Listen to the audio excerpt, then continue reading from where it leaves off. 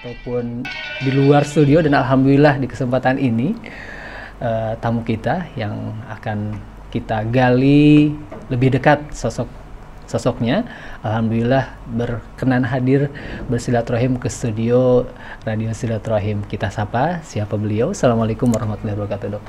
Waalaikumsalam warahmatullahi wabarakatuh. Kabar baik dan sehat ya, Dok ya? Alhamdulillah. Ya. Nah, Iwan Ahwat, kita kedatangan tamu yaitu Dr. Karissa Grani, MMAAAK. Iya. Ya, gelarnya itu apa ya, Dok ya, Dok? Ini Dr. Karissa ini dokter gigi ya, Dok? Iya. Itu belakangnya apa tuh, Dok, spesialisasinya? Kalau di RG dokter gigi ya. Yeah. Kalau MM Magister Manajemen. Kebetulan saya ngambil kesehatan rumah sakit. Ya, karena terkait dengan faktor pekerjaan juga sering audit rumah sakit, tapi kalau nggak mempelajari manajemen rumah sakitnya kan nggak pede ya. Kemudian kalau AAAK itu Ajun Ahli Asuransi Kesehatan. Sebenarnya itu lebih kayak tambahan aja sih untuk waktu itu ikut sertifikasi seperti itu. Ya. Baik. Nah, Iwan Ahwat, Dokter Karissa ini revert ya, memeluk Islam itu setahun yang lalu, Dok ya? Ya, 15 Maret. Oh, Maret ya, 15 Maret 2020 ya. 15 Maret 2020 ya. Alhamdulillah, nah, Iwan Ahwat, di kesempatan ini kita akan mendengarkan kisah perjalanan bagaimana Dokter Karissa bisa kembali memeluk Islam gitu kan ya. Masya Allah. Nah, Dok, mungkin yang pertama kita ingin tahu sih sosok Dokter Karissa tuh latar belakangnya seperti apa sih? Lahir di mana? Keluarganya gimana gitu. Silakan, Dok. Iya, salam kenal semuanya. Assalamualaikum warahmatullahi wabarakatuh. Saya bersyukur sekali, alhamdulillah boleh diundang ke sini. Perdana juga nih untuk sharing ini gitu ya. Di hadapan media sih gitu. Nah, kalau latar belakang saya lahir 26 Juli 1984. Jadi mau 37 tahun ini. Dari kecil dibesarkan dalam keluarga Kristen. Kemudian saya 2010 menikah, kemudian sampai saat ini dikaruniai 3 anak. Nah, mantan suami saya hamba Tuhan dulu ya. Kemudian apalagi ya biasanya identitasnya apalagi. Sekarang saya bertugas sebagai PNS di Jakarta Barat. Lahir di Jakarta. Di Jakarta juga. Iya. Jadi emang dari kecil di Jakarta ya. Iya. Baik nih, Dok. Kalau pendidikan, sekolah sampai kuliah juga di Jakarta? Enggak. Jadi saya TK, SD, SMP, SMA di sekolah Katolik Mater Dei, Strada Sanjaya ya dulu namanya. Di Jakarta juga? Di Pamulang. Tangerang Selatan. Iya. Kemudian SMA saya di Magelang, SMA Taruna Nusantara. Iya. Kemudian kuliah FKG-nya di Universitas Indonesia. Kemudian S2-nya di Esa Unggul. Iya. Ya, Dok, mungkin ini pertanyaan yang mungkin sering dokter dengar juga gitu ya, dari banyak orang yang menanyakan mengenai mualafnya Dokter Karissa gitu. Nah, untuk dokter sendiri gitu ya, apa sih yang menggerakkan dokter untuk memeluk Islam gitu? Bagaimana sih jalan datangnya hidayah tersebut gitu, Dok? Mungkin bisa di-sharing kepada kita semua, Dok? Iya, kalau ini langsung kayak mau nangis ya. Karena memang benar sih kalau itu ya, kalau apa yang terjadi dalam hidup kita tuh memang sudah tertulis dalam Lauhul Mahfuz ya. Itu saya baru tahu juga setelah kembali ke fitrah Islam ini gitu. Saya nggak pernah berpikir untuk suatu saat saya akan berubah jadi Islam. Dengan latar belakang keluarga saya seperti itu, kemudian suami juga pendidikan juga dari kecil sekolah Katolik ya mayoritas gitu. Kemudian dari suku juga kan nggak mayoritas adalah non Muslim gitu kan. Jadi nggak pernah ada dalam pikiran saya akan sampai saat ini gitu ya. Jadi suatu hari di awal bulan Maret itu, awal-awal pandemi. Iya, tahun lalu. Iya, itu kan kita lagi mulai digalakkan untuk pakai masker, sering cuci tangan, terus nggak boleh jabat tangan gitu ya. Entah kenapa saya berpikirnya saat itu kayak melihat wanita muslimah yang jaga wudhu, yang nggak boleh salaman gitu kan. Dulu ada beberapa teman kantor saya juga yang nggak mau salaman gitu kan sama lawan jenis. Itu betul. Saya dulu juga kayak rasanya gitu banget gitu kan dulu mikirnya. Gitu ya. Terus atau ngelihat wanita yang pakai cadar gitu kan kayaknya, terus kalaupun mereka foto atau apa itu emang kelihatan ya, atau suaminya emang nggak ketuker ya, sampai sempat ya mohon maaf sempat bercandaannya ya seperti itulah ya gitu.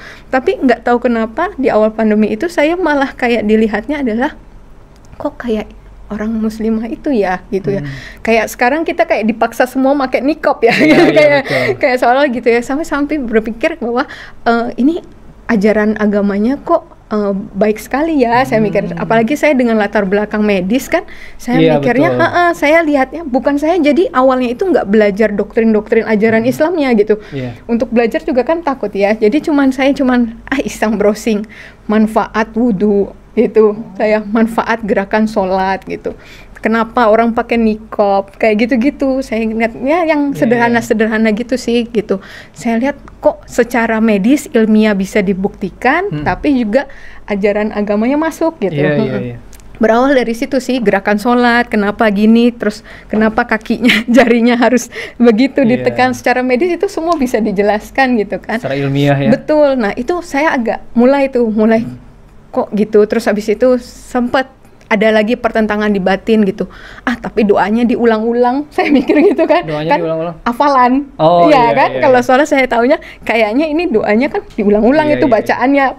Itu sepengetahuan saya aja gitu kan. Terus tapi kayak ada lagi di batin yang menjawab, atau mungkin itu Allah gimana ya. Saya itu kayak dialog gitu. Saya ambil kayak ngelihat ke langit gitu kadang. Tapi doanya kan diulang-ulang. Kadang saya gitu.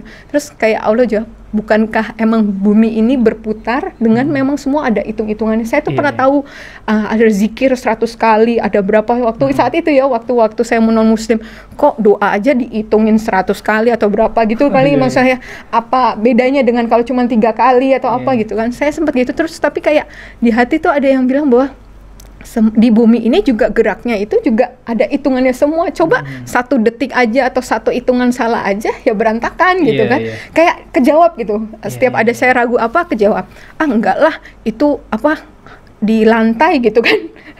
Sholatnya sembayangnya tuh ke lantai gitu, kayaknya kotor atau gimana gitu ya mikirnya gitu ya. Terus tapi saya mikir lagi, tapi itu kayaknya itu ya di hadapan Allah semua sama ya, tapi waktu saat itu ngomong di hadapan Allah di hadapan Tuhan kan emang semua manusia sama ya gitu kan, derajatnya sama ya, itu mau kaya mau miskin semua di lantai kan, nggak bisa milih. Kayak mohon maaf yang sebelumnya kan saya bisa duduk di kursi yang kalau PD bisa duduk di depan mungkin, yang ini duduk di belakang, yang di depan mungkin kursinya lebih bagus atau apa gitu. Ini nggak bisa, mau duduk di depan mau di belakang ya tergantung kamu datang ya kan, kita bisa saf paling depan yang laki-laki ya gitu kan. Gitu sih, saya awalnya kayak gitu. Terus udah mulai tuh kegalauan muncul gitu. Saya kalau diibaratkan kayak ada di persimpangan jalan gitu Mas, antara saya masih lakukan yang lama tapi kok kosong, ragu-ragu, ada keraguan gitu. Iya betul, saya nganterin anak ke sekolah minggu ya, terus habis itu saya ibadah sendirian gitu kan, di ibadah yang dewasa, tapi pulang tuh kayak ada yang apa gitu, kayak nggak seperti biasanya gitu. Tapi untuk melakukan yang cara Islam juga belum bisa, belum belajar gitu kan. Udah sampai akhirnya beberapa saat itu malah nggak ibadah sama sekali.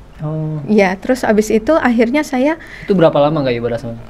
Nggak sih, dalam hitungan mungkin 2 mingguan itu ya. Karena kan awal Maret, saya akhirnya 2 mingguan kemudian tuh saya nggak pede ya rasanya. Kalau orang biasa beribadah terus nggak ibadah, kan rasanya kayak nggak yakin, nggak pede, takut gitu ya, kayak cemas gitu.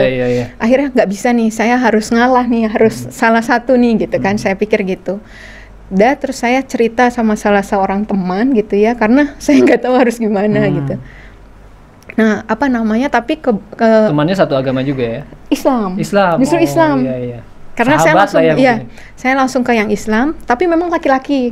Saya bilang, karena saya pikir kalau perempuan, saya kan perempuan ya. Kalau perempuan kayak agak bocor halus kan. Saya takut kalau sampai bocor ya, Pak.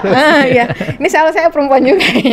Mohon maaf. Nah, terus akhirnya saya cerita gitu, terus tapi menurut beliau ya, beliau senang ya, maksudnya ada ketertarikan terhadap Islam. Saya ya. tadi cuma cerita sebatas yang tadi saya cerita juga. Iya. Terus tapi beliau bilang kalau kan nggak boleh ya, nggak bukan muhrimnya, diarahkan untuk saya datang ke Mualaf Center. Mualaf Center Umiren ya? Belum. Belum ya. Kebetulan ketemu dengan Bunda Sri di Mualaf Center di Jakarta Barat, Duri Kepa.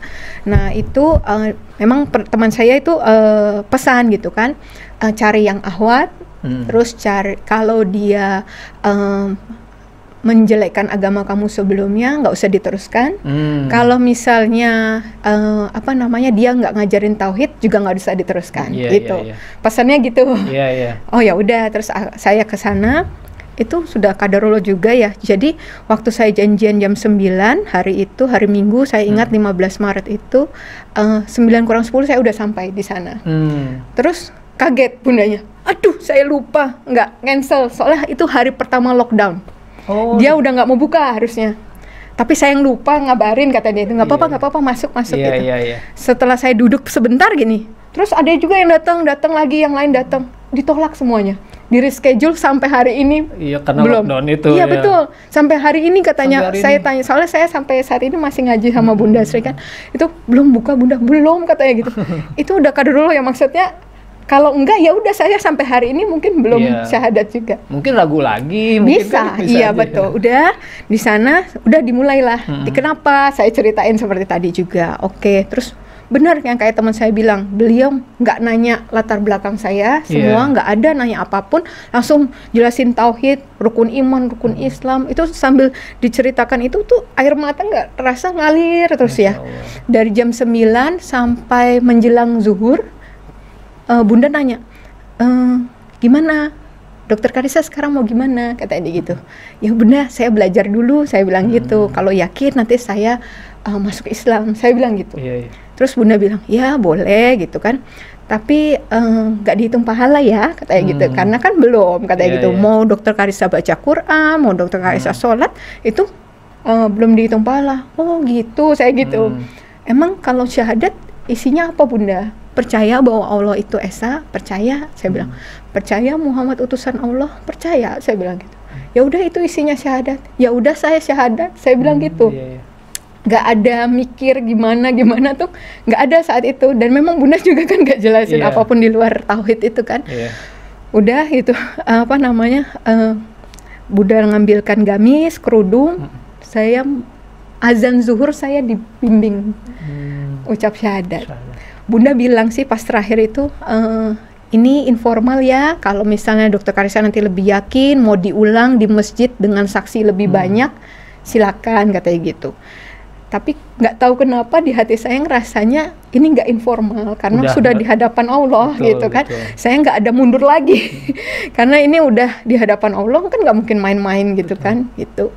Jadi dengan bekal itu aja saya masuk Islam. Setelah syahadat ada perubahan syahadat dalam diri nggak gitu? Maksudnya ngerasa lebih gimana gitu atau? Belum sih, belum. Jadi itu kan masih biasa aja gitu ya? Saya cuma bekal tauhid doang itu berarti kan, Mas. Nah terus habis itu saya itu zuhur, saya itu nyari mukena karena saya pikir asar saya udah harus sholat. Iya, saya cerita teman saya kan dibilang emang udah bisa pakai YouTube, saya bilang gitu. Belajar dari YouTube. Pakai YouTube itu pun yang anak-anak, yang supaya pelafalannya pelan-pelan gitu kan. Udah beberapa kali tuh pakai YouTube.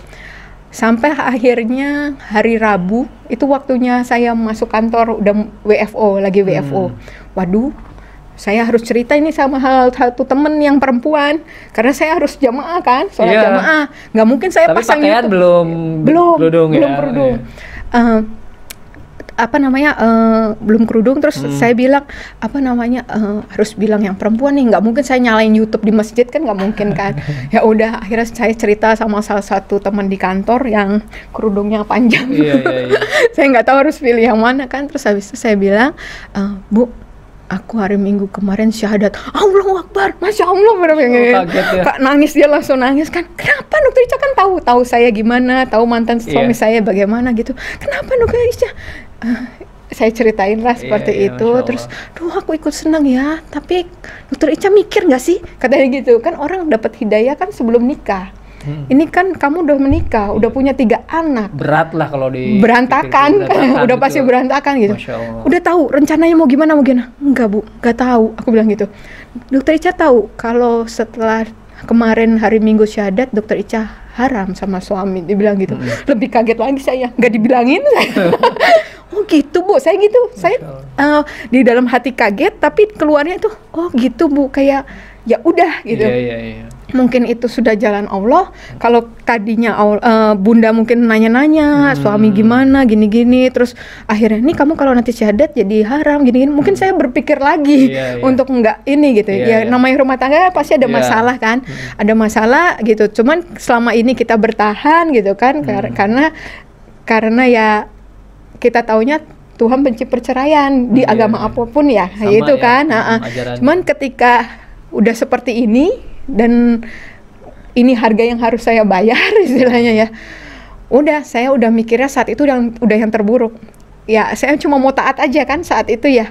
Oh gitu Bu, jadi nanti saya udah pisah ya Bu, tidurnya udah, saya mikir gitu, udah pisah. Sejak saat itu saya udah ke kamar anak gitu-gitu. Terus habis itu gitu. Iya, menghindar, saya menghindar, belum cerita sama suami ya. Iya, sama keluarga belum cerita. Udah saya cerita itu ya udah. Akhirnya saya sholat sama ibu ini beberapa kali, terus sampai akhirnya pas jadwal WFO, ibu itu telepon lagi, Dok Ica gimana sholatnya, kan nggak ada dia. Tenang Bu, aku ke masjid, aku bilang gitu. Nggak lama masjid juga lockdown. Iya kemarin pokoknya awal-awal Maret itu hampir semua tempat umum itu termasuk masjid. Betul. Lockdown, tapi itu Allah baik juga. Jadi kalau saya lihat itu memang seolah-olah ya kayak pandemi kan buruk gitu ya. Tapi bagi saya pribadi itu berkahnya banyak banget. Jadi waktu masjid itu lockdown, mau nggak mau saya kan harus tetap sholat. Mau nggak mau saya harus hafalin bacaan sholat. Mungkin kalau nggak masjidnya lockdown, saya hari ini masih selalu jamaah kali ya sholatnya gitu ya, karena nggak ngafalin bacaan gitu. Terus ya udah jadinya mau nggak mau Isya terakhir saya sholat jamaah, saya ngafalin sampai supaya subuh saya udah bisa sholat sendiri tanpa YouTube, tanpa jamaah gitu kan. Itu hafal gitu? Iya, ngafalin dalam semalaman. Karena kan mau nggak mau harus. Kalau nggak saya nggak sholat. Tapi kan bacaannya banyak dong. Banyak. Tapi apa? Banyak.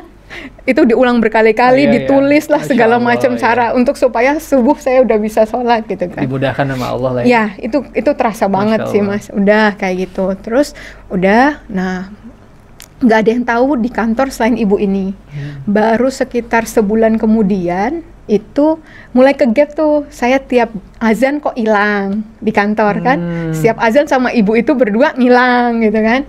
Kan biasanya kalau ibu-ibu sholatnya di musola kantor aja, nggak ke masjid. Ini kan kami ke masjid gitu kan. Gitu. Terus udah mulai sebulan ketahuan sama bapak-bapak teman kantor yang laki-laki kan, karena yang ke masjid laki-laki. Terus cerita dia ke teman saya yang lain, gua ngelihat Dokter Karissa ke masjid, yang bener nggak mungkin gini-gini gitu. Terus abis itu coba kapan-kapan foto katanya gitu. Bener lah, rame heboh di foto. Iya, sampai akhirnya teman saya tiba-tiba sore-sore mau pulang kantor, pada datang nyelamatin saya. Selamat ya. Selamat apa? Saya mikir kayak ulang tahun enggak. Selamat ya gitu. Kita udah sore gini-gini gitu, Pak. Bayangan saya itu bukan apa-apa ya. Saya bukannya nggak mau cerita sama teman kantor, nggak mau cerita sama keluarga. Cuma saat itu kan saya pengetahuannya minim banget. Kalau saya langsung ngomong gimana-gimana, terus ditanya-tanya, terus saya malah jadinya jatuhnya jelekin Islam nanti kalau saya salah jelasin atau apa gitu. Saya takutnya salah itu aja. Pokoknya belajar aja dulu. Saya pikirnya mau belajar lagi gitu, lebih lagi belajar lagi, baru mungkin pada tahu. Tapi itu udah Allah yang rancangkan semuanya dengan sempurna, dengan rapi banget. Jadi teman saya tahu dulu, Pak. Nah terus mulai mereka, jadi bukan kan saya di keluarga anggapnya dikirain karena saya lingkungan PNS mayoritas muslim itu yang mempengaruhi saya jadi muslim.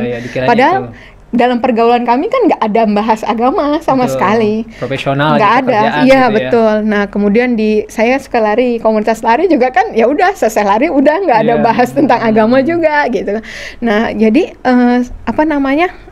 baru setelah itu mereka tahu, baru mereka kirim link, kirim buku, kirim apa supaya gitu kita kan. belajar gitu betul. Setelah itu memang baru. Nah kemudian ada salah satu guru ngaji yang betulin bacaan gitu-gitu bilang, kapan dok harus ngomong sama suami terutama ya, karena dari keluarga terdekat, orang tua dok ngomong, ya ntar ya bu, udah masuk Ramadan. Iya. Itu kalau diceritain ini langsung nggak apa-apa kronologisnya ya, nggak apa-apa, saya biarin nggak ini ya. Padahal ditanya cuma dapat hidayahnya, tapi lah jadi lanjut. Nah, jadi itu kan mau masuk Ramadan. Itu saya mulai belajar taraweh kan, cara sholat taraweh gitu ya. Saya udah belajar, cuma saya lagi mikir, itu 2 hari sebelum mulai taraweh pertama saya belajar itu.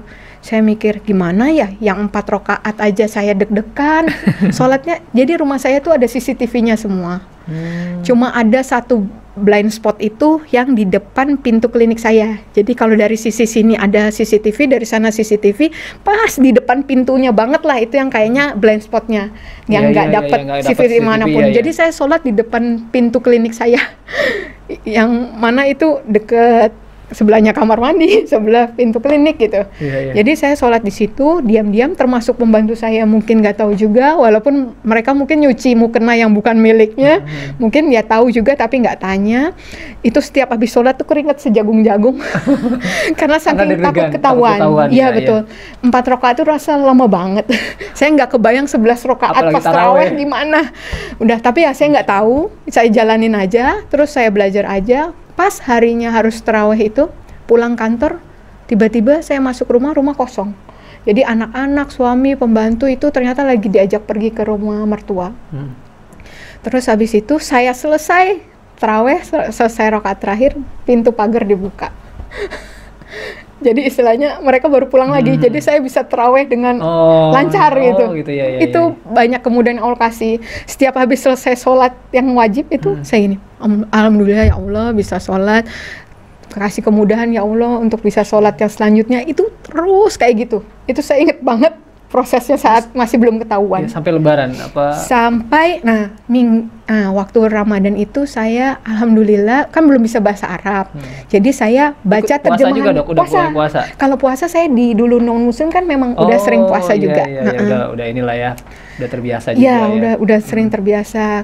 Terus habis itu jadi kalaupun dilihat suami nggak makan pun itu dia biasa aja karena memang sering puasa kan. Kalau soal puasanya nggak ini, cuma untuk sholatnya itu kan yang agak bahaya.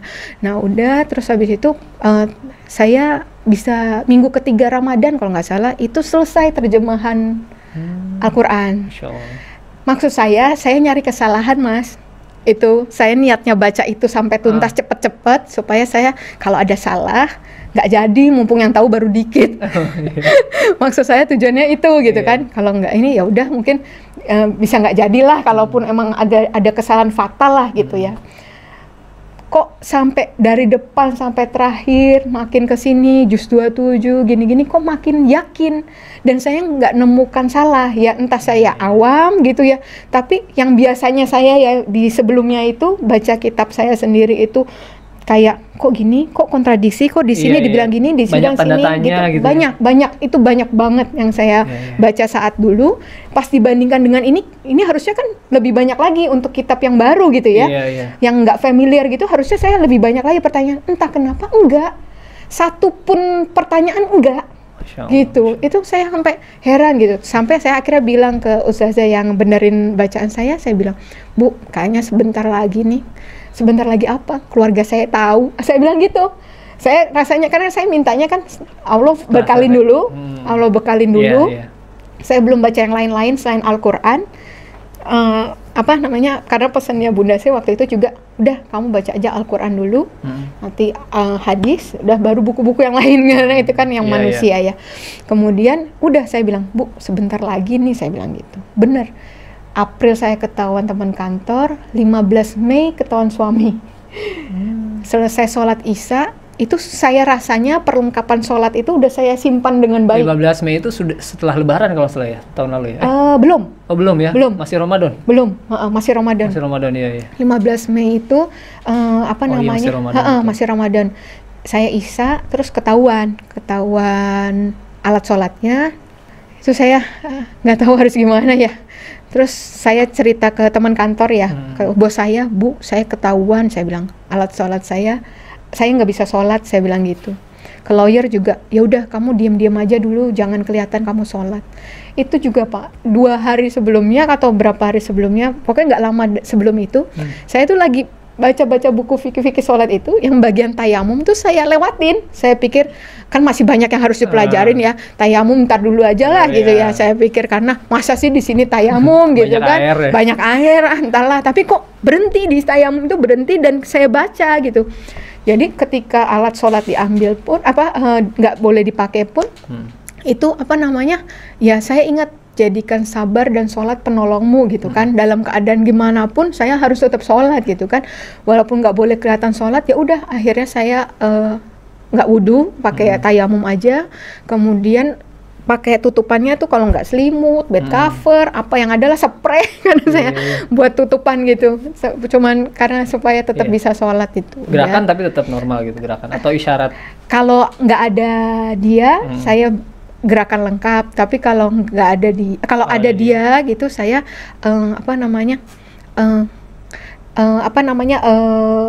pakai gerakan kayak yang tayamum itu, kayak apa sholat yang itu ya, sholat yang nggak pakai itu, kayak di perjalanan, ya kayak sholat di perjalanan gitu, yang nggak gitu, nggak kelihatan banget kalau itu gitu. Udah terus abis itu 31 Mei ketahuan. Nah ini nanti puncaknya itu. Masya Allah, Dok. Sebentar, nanti Dok. 31 Mei ditahan ya. Sebentar Dok, ini mungkin para pemirsa atau pendengar baru menyalakan radionya. Mungkin nih siapa nih yang lagi bincang-bincang di Rasil? Iwan Awad, kita kedatangan tamu Dr. Gigi Karissa. Beliau salah satu mu'alaf ya yang kembali memeluk Islam, revert kalau bahasa Inggrisnya itu ya, revert bukan convert sebetulnya ya, karena kembali, karena memang fitrahnya kan sebetulnya dari Muslim semuanya, dan sekarang kembali memeluk Islam setahun yang lalu, 15 Maret 2020 Dok ya. Masya Allah, tadi di awal Dr. Karissa menjelaskan ternyata pandemi ini memberikan Masya Allah ya hikmah buat Dr. Karissa. Malah dengan pandemi ini gitu ya, Allah tuh memberikan jalan hidayah buat Dr. Karissa. Bagaimana tadi Dr. Karissa menceritakan, lihat muslimah memakai niqab atau cadar, mereka tidak bersentuhan dengan yang bukan mahram. Ternyata secara beliau seorang dokter, secara ilmiah, secara sisi kesehatan, Masya Allah luar biasa. Dari situ salah satunya tadi diceritakan menjadikan datangnya hidayah ya, Dr. Karissa. Nah barusan Dr. Karissa ingin menceritakan puncak dari ujian lah, ujian terbesar mungkin ya Dok ya, ketika kembali memeluk Islam ini gitu. Bagaimana tuh Dok? Oke. Jadi waktu yang 15 Mei sudah ketahuan, akhirnya saya menjalani hidup seperti biasanya lagi, tanpa sepengetahuan mantan suami, karena dia juga udah pesan, sudah kamu ajarin lagi ayat hafalan Alkitab, kan anak-anak saya ajarin ayat hafalan juga, tapi yang Alkitab gitu kan. Cuman saya nggak lakukan juga karena saya udah nggak bisa lagi kan ya gitu kan.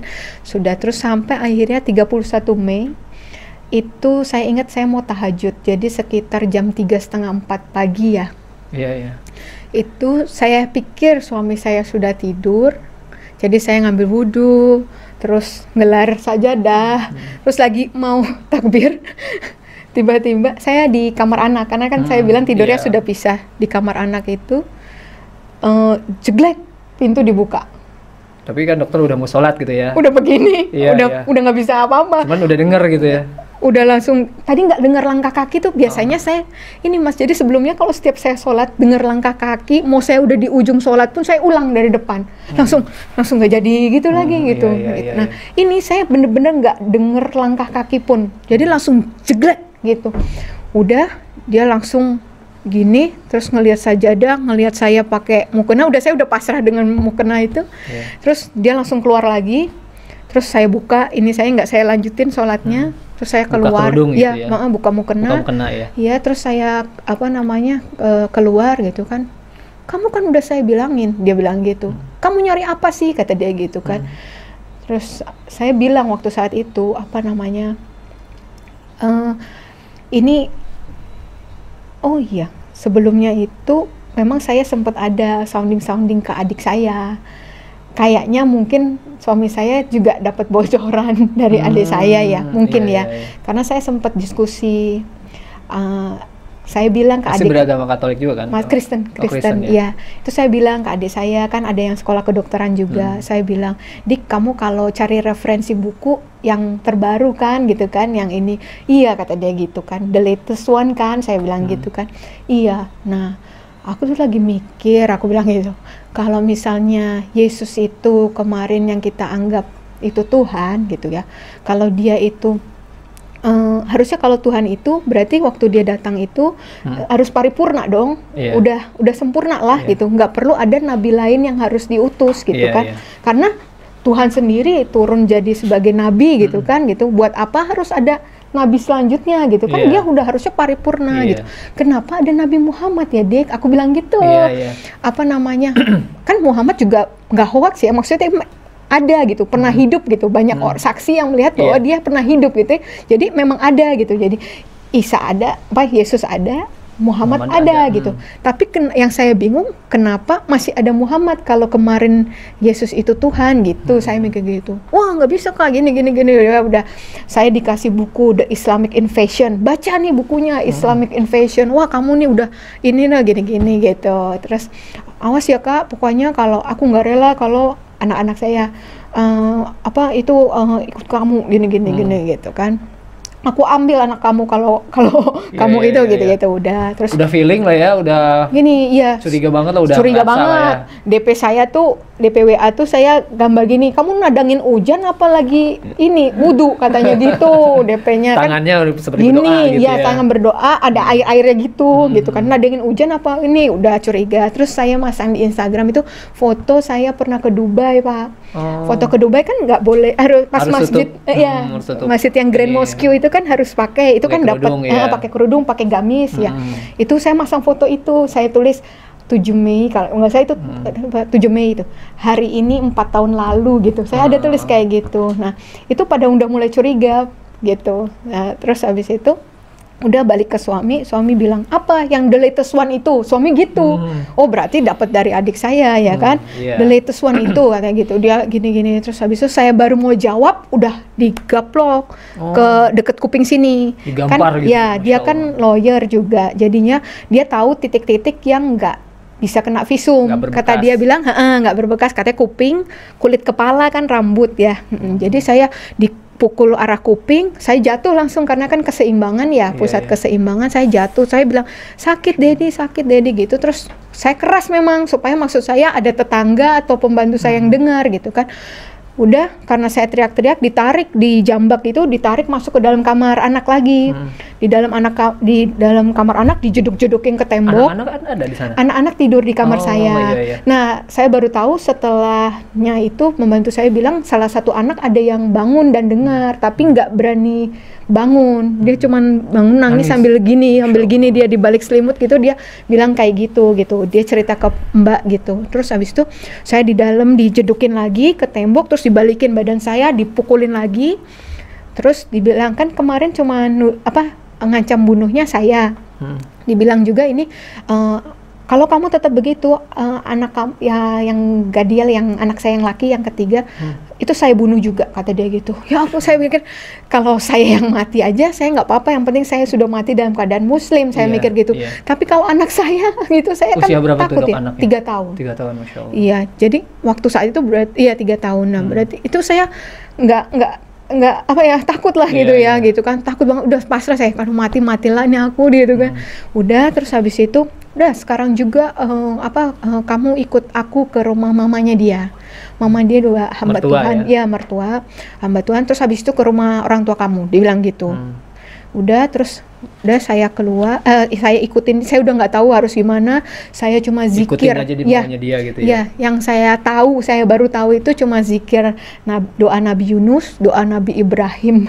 Yang saya tahu itu cuma bolak-balik kayak gitu, la ilaha illallah subhanaka inni kuntu minaz zalimin. Itu di mobil saya gitu terus sampai pasrah aja. Itu terus abis itu sampai di rumah mertua, dia cerita, terus dia pukulin lagi paha saya gini, terus abis itu mertua saya bilang jangan dipukulin lagi gitu. Terus saya dikasih minum sih, sempat dikasih minum, cuman karena saya niat puasa udah hari itu, jadi saya cuman tempelin di bibir aja, nggak saya minum. 2 kali saya disuruh minum tapi saya tempelin aja gitu.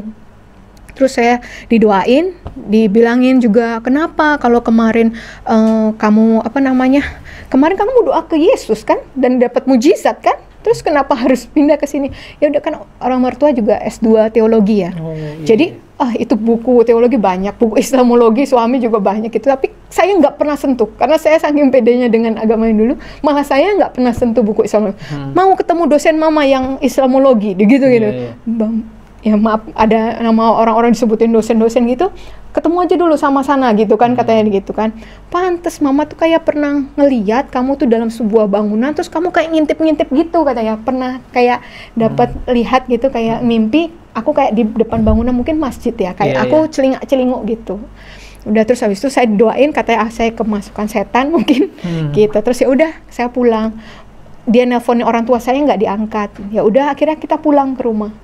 Waktu pulang ke rumah sama di perjalanan juga saya zikir terus nggak berhenti, itu saya udah pasrah, nggak tahu gimana, nggak tahu harus diem apa. Aja atau maki-maki atau diem aja sambil masih kesel gitu ya. Terus udah, terus habis itu sampai rumah mungkin dia lelah ya, tidur.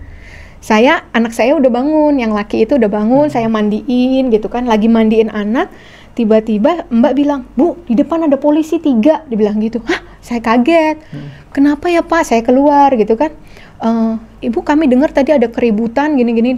Kami dari Polres Jakarta Barat gitu. Udah terus, oh iya Pak, tapi udah Pak, udah nggak apa-apa Pak. Dia tahu Pak mukulnya di tempat yang nggak bisa divisum. Saya bilang gitu. Di sini sama di Jambak, saya bilang gitu.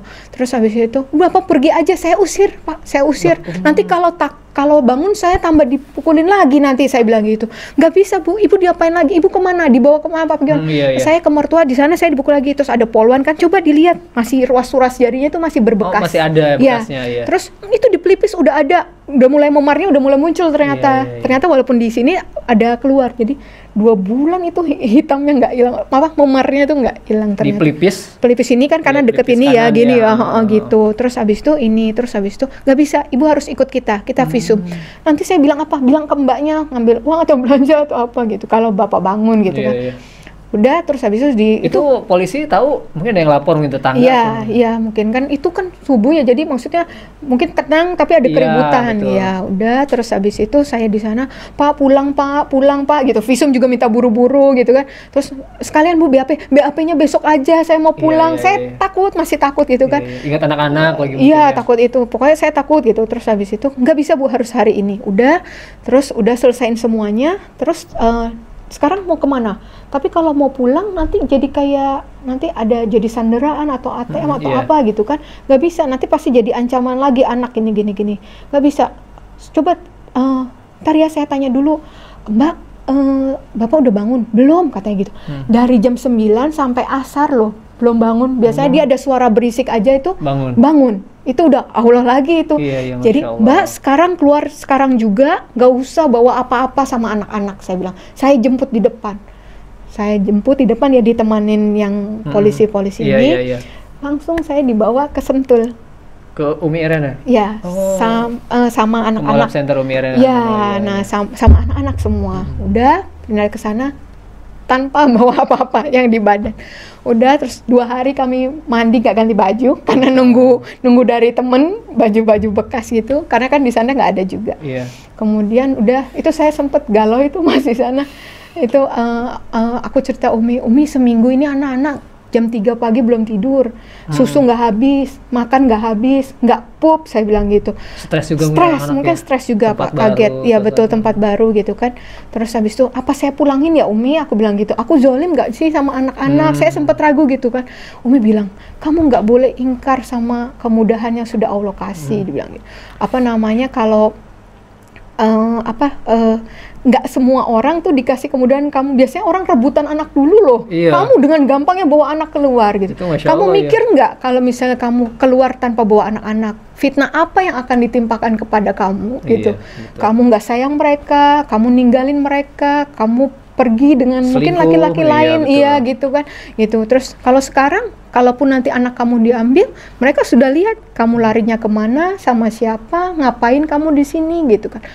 Itu memang ternyata hanya ujian sih. Jadi setelah itu benar, innamal usri yusra itu bener banget. Itu aku rasain banget tuh Mas. Jadi tiap ada sesuatu, nggak lama terus, udah besoknya anak-anak enjoy gitu, udah langsung kayak diuji doang dulu, saya tegar nggak gitu, kuat nggak itu, terus udah nanti ada sesuatu lagi, udah gitu. Itu berapa lama Dok kabur tanda kutip gitu maksudnya? Total 3 bulan. 3 bulan di sana? Iya, tapi itu sangat menegangkan kalau diceritain Mas, karena kan saya statusnya PNS. Iya betul. Ya, cuti saya nggak sebanyak itu.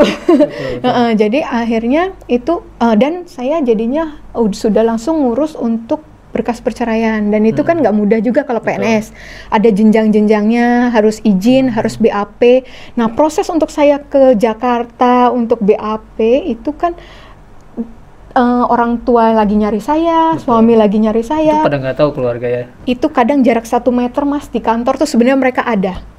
Tapi bisa Allah lindungin terus. Istilahnya masih diluluskan mereka terus. Itu nyari gitu. Ya? Itu nyari. Katanya itu kan setelah udah enak ya, sekarang sih soal hubungan apa semua udah baik. Mereka taruh orang di tiap lantai sebenarnya.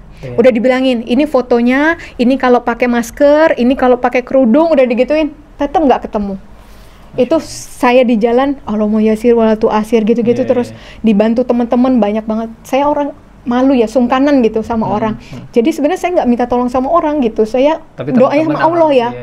Tapi Allah kayak gerakin semesta orang-orang itu Masya untuk Allah. Tolong saya gitu waktu saat itu Mas. Jadi udah sampai pulang lagi, sampai Umi bilang, ada harinya yang paling, Umi ini pasti udah Umi, aku kayak nyerahin diri aja Umi. Ini pasti aku ketangkep, pasti ketahuan.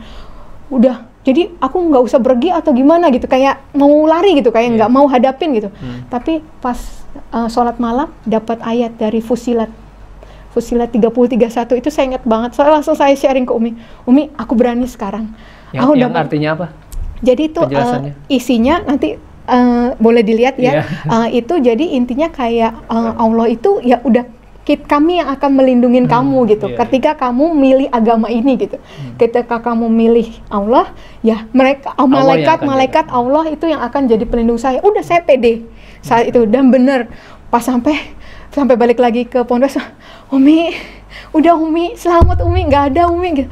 Alhamdulillah, itu mereka juga doa terus kan di sana gitu. Bukannya gimana ya, karena saatnya belum tepat gitu sih, bukannya mau menghindar terus gitu sih, enggak sih, nyari udah keadaannya lebih safe, baru itu mau bertemu dengan mereka gitu. Dan memang bener, waktunya Allah itu saya ketemu orang tua, jadinya. Kapan tuh Dok, berapa bulan dari masuk Islam itu? Ketemu orang dari 31 Mei pertama ketahuan di Jambak gitu tadi. Iya, itu nggak lama dalam proses itu saya ketemu orang tua itu di bulan Juli.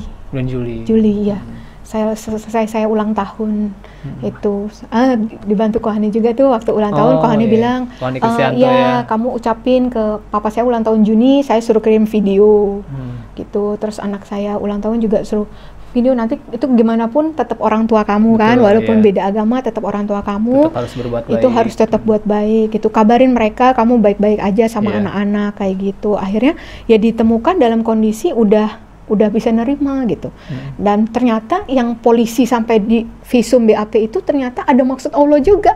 Saya nggak pernah ada kepikiran kan Mas ngelaporin suami untuk visum KDRT, nggak pernah ada pikiran dalam hati saya, walaupun itu bukan KDRT pertama saya. Sebelum-sebelumnya saya nggak laporkan gitu, termasuk yang tadi pun juga KDRT sudah pernah ya. Terus tapi apa namanya, ini pun saya nggak minta polisi untuk itu. Malah diusir kan tadi polisinya. Ya betul. Tapi ternyata ada maksud Allah. Jadi yang tadinya suami mungkin masih mengancam untuk seperti itu, tiba-tiba ketika proses itu berjalan laporannya dan mau ditangkap jadi tahanan kejaksaan, langsung dia menemui pengacara saya, langsung bilang akan menuruti semua persyaratan yang saya kasih. Takut juga ya? Ya akhirnya gitu ya, itu jalan Allah ya. Untuk yang tahu suami saya nggak ada takutnya orangnya. Itulah istilahnya, maksudnya itu nggak istilah gitu, dia nggak, ya buktinya kan dia bilang rela masuk penjara karena bunuh kamu gitu kan, gitu. Nah terus tapi tiba-tiba gitu dia bilang tolonglah, damailah, cabut laporannya kayak gitu. Terus jadinya sudah di situ dia nemuin lawyer saya, terus kita bilang bahwa ya kita mau bercerai baik-baik, hak asuh sama anak-anak sama saya, harta bersama buat anak-anak, dan dia setuju.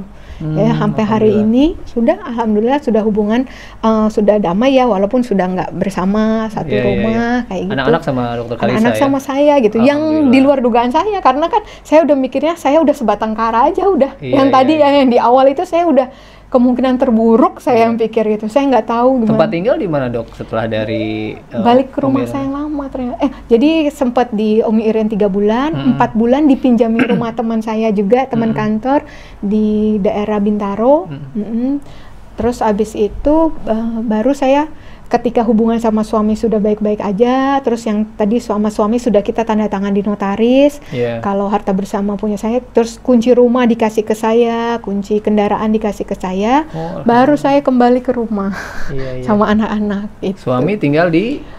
Sekarang saya kurang tahu, karena kemarin terakhir saya taunya di rumah kakaknya gitu. Nah, terus sekarang di mana saya nggak tahu sih. Tapi ya maksudnya rumah ini udah sepenuhnya atas nama Dokter Kalisa gitu, dengan anak-anak. Gitu. Masya Allah. Itu kemudahan juga ya. Itu semua kemudahan Allah. Ya orang pasti tadi di awal pasti ya masuk Islam, setelah berkeluarga punya anak 3 berantakan gitu. Udah Mas. Terus saya yang tahu saya juga orangnya tuh yang kayak nerimo aja gitu, yang nggak ada perlawanan gitu. Makanya sampai ya gosipnya sangat banyak Mas, karena saya kan satu sangat nggak mungkin, saya juga orang yang juga melayani di gereja gitu, tiba-tiba begini nggak mungkin kayak gitu. Terus abis itu kemungkinannya ada orang lain, terus abis itu mau menikah sama orang Islam, jadi kayak begini gitu kan. Padahal ya begini aja hidupnya. Terus sampai sempat mama saya bilang ke pembantu saya, bilang ke ibu kamu ya udah kaya ya. Jadi saya waktu di pindah ke Ponpes itu dibilang, ini mem kata mantan suami saya, ini dia lagi di hotel, di apartemen, ada laki-laki kaya yang hidupin dia. Ya kayak gitu-gitulah gitu. Terus abis itu padahal sebenarnya di sana iya betul kayak gitu. Ada di kantor ada yang dibilang lagi hamil, jadinya begitu gitu-gitu, banyak juga gitu.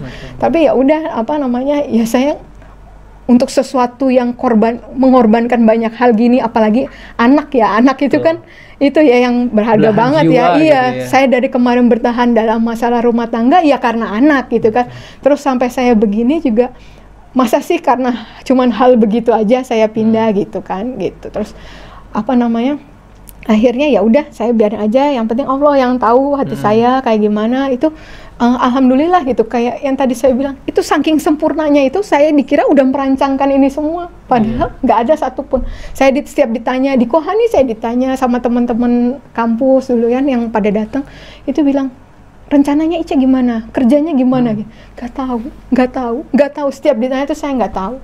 Tapi ya udah, hari ke hari tuh pertolongan Allah ada. Iya. Dan makin yakin sih yang utama itu Mas. Jadi ada kadang ragu sih, kadang ragunya gini, saya justru ketika saya ngurus perceraian itu saya ragu. Kayak setan bisikin, kamu yang rusak, kamu nyabut kebahagiaan anak-anak, ya kayak gitu. Di saat suami saya bilang saya lagi mau bertobat, kok malah kamunya yang pergi dari saya, kata dia kayak gitu.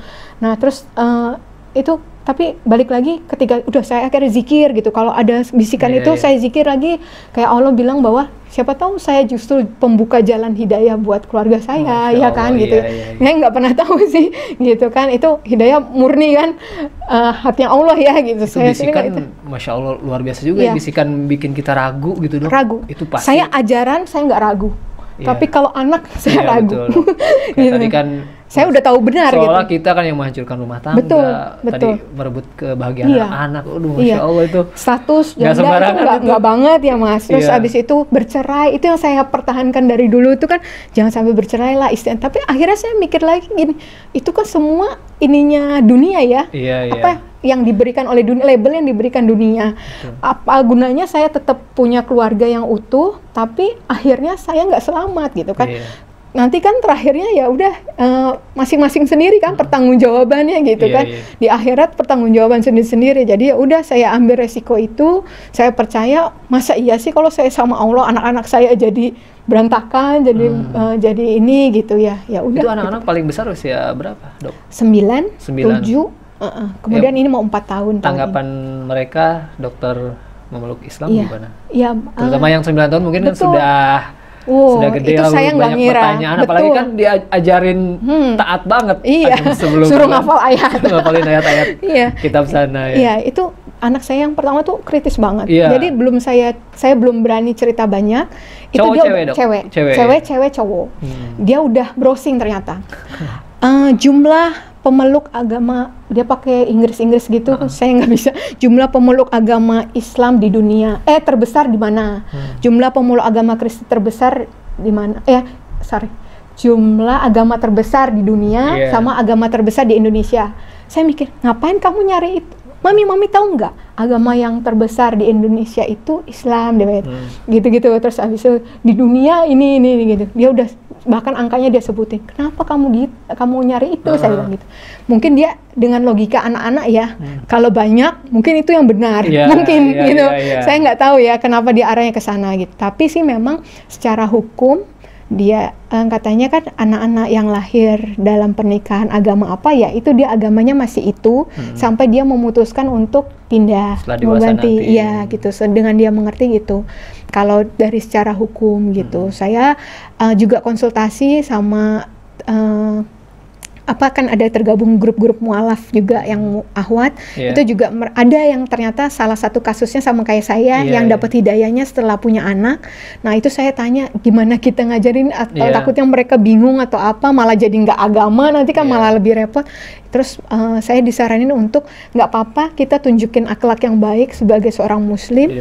Nanti nanti mereka akan menilai, karena kalau secara anak-anak kan akan memilih yang enak. Betul. Yang Islam ini lebih ribet dari sosok ibunya gitu kan, pasti dilihat. Kalau ngelihat Islam kan kayaknya lebih susah ya.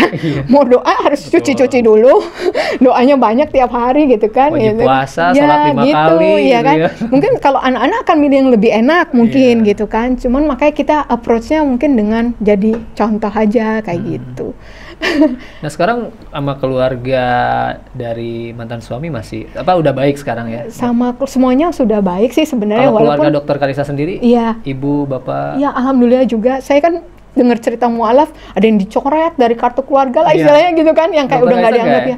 Alhamdulillah saya pikir masih lama lagi saya bisa diterima begitu, ternyata enggak. Mereka langsung bisa menghargai, mereka lebih memikirkan keselamatan ya, keselamatan nyawa gitu.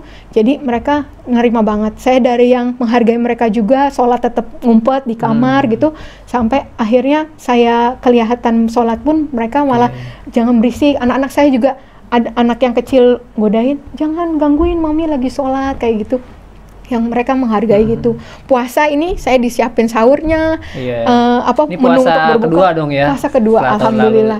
Islam ya. Meskipun sebelumnya tadi udah biasa lah puasa di agama sebelumnya ya. Iya, beda. Ada bedanya nggak sih dok? Puasa sebelumnya sama puasa ketika sudah memeluk Islam? Saya rasa sebenarnya prinsipnya sama. Kita nggak hanya menahan lapar dan haus, tapi ibadah, meningkatkan ibadahnya. Sama gitu dari subuh sampai maghrib juga nggak? Enggak. Kalau dari teknisnya beda gitu. Ada beberapa macam jenis puasa kalau di sana kan. Ada yang waktu itu saya pernah yang puasa air aja 40 hari, makannya enggak. Pernah nggak makan 3 hari, namanya puasa gitu, 3 hari nggak makan nggak minum kayak gitu, 40 hari cuman minum doang, ada macam-macam. Ada yang cuman puasa Daniel yang cuman makan sayur aja kayak gitu, yang daging-dagingan enggak kayak gitu. vegetarian gitu. Ya, ada macam-macamnya sih. Jadi gitu. puasa Ramadan biasa aja lah ya gitu, maksudnya udah terbiasa dengan tidak makannya mah mungkin. Nggak biasa juga sih gitu, tapi rasanya apa ya? Kan saya tahu ini kan nanti pahalanya adalah dosa kita dihapuskan kayak gitu, yang berlipat-lipat ibadah di bulan ini yang gitu, amal kebaikannya digandakan ya, betul, gitu betul, sih betul. Yang itu yang jadi ibadah kayak sunnah jadi wajib ya benar ya, jadi lebih semangat gitu aja sih, karena rasanya itu keberkahannya kan banyak gitu. Terus harus sedekah sama orang gitu. Betul. Kan itu yang beda-bedanya di situ kali ya. Sekarang masih belajar di Umi Irene atau di mana, Mualaf Center atau di grup atau gimana, pengajian rutin di mana, Dok? Iya. Alhamdulillah kalau sama Umi Irene waktu itu saya sempat tergabung. Kalau Umi Irene terkenalnya kristologinya. Iya, betul. Ya, itu saya sempat ikut pertemuannya sekitar 16 kali pertemuan waktu itu. Itu masih online ya semuanya. Kemudian yang MCI Ahwat juga saya masih ikut. Kalau Sabtu ngaji sama Bunda Sri langsung private, itu juga dibenerin bacaan-bacaannya kayak gitu sih. Ya, teman-teman di kantor sampai sekarang alhamdulillah ya, apalagi sudah akhirnya nggak sembunyi-sembunyi lagi, nggak kabur-kaburan lagi. Iya betul, itu alhamdulillah banget. Terus kan saya sejak saya balik lagi bekerja itu saya udah ganti bajunya, seragamnya yang gamis, terus jilbabnya yang tertutup dada, menutup dada. Itu alhamdulillah bikin efek juga di sana. Jadi kepala sudin saya itu sering ngomong ke teman-teman muslim yang mungkin belum pakai hijab atau yang pakai hijab tapi dadanya masih terlihat, itu bilang, nih masa nggak malu sama dokter Karissa udah langsung pakai gamis, pakai ini. Itu ada efek-efek itu sih yang saya sih sebenarnya nggak berani begitu ya, cuma malu ternyata, juga sebenarnya cuman Masya Allah ternyata teman-teman tuh jadi ikut ke bawah gitu ya, gitu kan. Kalau aduh masa kalah puasa Senin Kamis masa cuman dokter Karissa aja yang puasa Senin Kamis, akhirnya pada ikutan gitu. Nah, gitu. Ibadah sunnah, Dok, yang rutin gitu, alhamdulillah dijalankan. Tadi tahajud, Masya Allah, awal-awal udah tahajud. Iya, saya kan rasanya ini Mas udah 36 tahun kemarin kemana aja gitu ya. Jadi kalau nanggung-nanggung sayang ya. Orang tua saya sempat bilang, boleh kamu masuk Islam, tapi ngapain udah pakai begini-begini gitu kan. Mungkin langsung ketahuan gitu kan kalau masuk Islam gitu. Kan bisa nggak usah dulu kayak gitu bertahap, kan. Gitu ya. Yang lain teman mama juga yang jilbabnya juga nggak jilbab yang begitu, jilbabnya yang keren dong Kak, gituin kan. Terus habis itu saya bilang, udah, saya tahu yang perintahnya seperti ini gitu. Kalau nanggung-nanggung ya sama aja nggak melaksanakan perintah kan ya. Menurut saya sih begitu gitu. Kalau nanggung nggak melaksanakan perintah, terus ya udah. Akhirnya saya jalanin. Kalau ibadah sunnahnya, kalau sunnah sholat sunnah sebelum wajib, kalau subuh, sesudah, sebelum zuhur, asar, maghrib, isya itu saya jalanin, duha, dijaga juga, tahajud, witir, taubat, yang saya tahu baru itu. Masya Allah. Hajat kalau ada sesuatu, gitu. Masya Allah, luar biasa. Kita juga jadi malu nih, yang Islam dari lahir. Umi Irin kan waktu itu udah kebiasaan juga kan, zikir, al-surat pagi sore itu udah pasti gitu. Jadi udah mungkin kebentuknya di situ sih. Terus dan mungkin dokter sebelumnya juga menjalankan agama sebelumnya taat banget mungkin ya, maksimal gitu. Ketika masuk Islam juga semaksimal mungkin gitu, Dok ya. Saya gitu ya seperti itu aja sih saya ngerasanya. Sama adik saya sempat bilang sih, kalau ada yang gampang ngapain lu nyari yang susah gitu ya. Kayaknya untuk manusia yang lalai kayak saya bilang gitu, kayaknya memang saya harus dibuat yang koridor gini. Saya lihat Islam tuh beda banget saya lihatnya kan. Itu nggak sekedar agama, kalau saya lihat Islam itu kayak ada ideologi juga ya. Kalau misalnya Islam tuh dari kita bangun tidur sampai kita tidur lagi, dari kita lahir sampai kita mati udah diatur semua gitu kan, nggak cuma soal urusan agama maksud saya gitu. Jadi itu saya ngeliatnya Islam tuh beda kayak ideologi malah, karena apa semua tatanan ada gitu. Semua ada aturannya dari Allah. Hadisnya gitu. Ada gitu kan. Mau ngomong pemerintahan ada, mau ngomong tentang kehidupan sosial ada, ekonomi ada, harta haram, saya lagi belajar harta haram itu ada. Ini menarik sekali perbincangan kesempatan ini Ikhwan Akhwat dengan Dokter Karissa, Dokter Gigi Karissa Grani, mualaf yang akhirnya memeluk Islam kembali ya, revert ya, yang sebelumnya Katolik ya? Kristen. Oh, Kristen Iya. ya, Kristen. Alhamdulillah 15 Maret tahun 2020 lalu akhirnya kembali memeluk Islam. Sebetulnya masih banyak, saya juga banyak list pertanyaan tadinya yang ingin disampaikan, tapi beberapa tadi dari kisah perjalanannya sudah terjawab. Mungkin di lain waktu kita akan bincang-bincang lagi, Dok. Kita sudah dikasih kode sama kameramen, waktunya sudah habis, dan insya Allah terima kasih, Dok, kehadirannya ke Studio Rasil. Terima kasih atas sharingnya. Insya Allah ini banyak hikmah buat para pendengar, para pemirsa, terutama mungkin para mu'alaf atau yang sedang di persimpangan mungkin yang mendengarkan kisah Dokter Karissa yang Masya Allah ujiannya, tapi tidak sedikit tadi, wah sangat banyak juga kemudahan-kemudahan dari Allah, Dok ya. Sampai sekarang Masya Allah.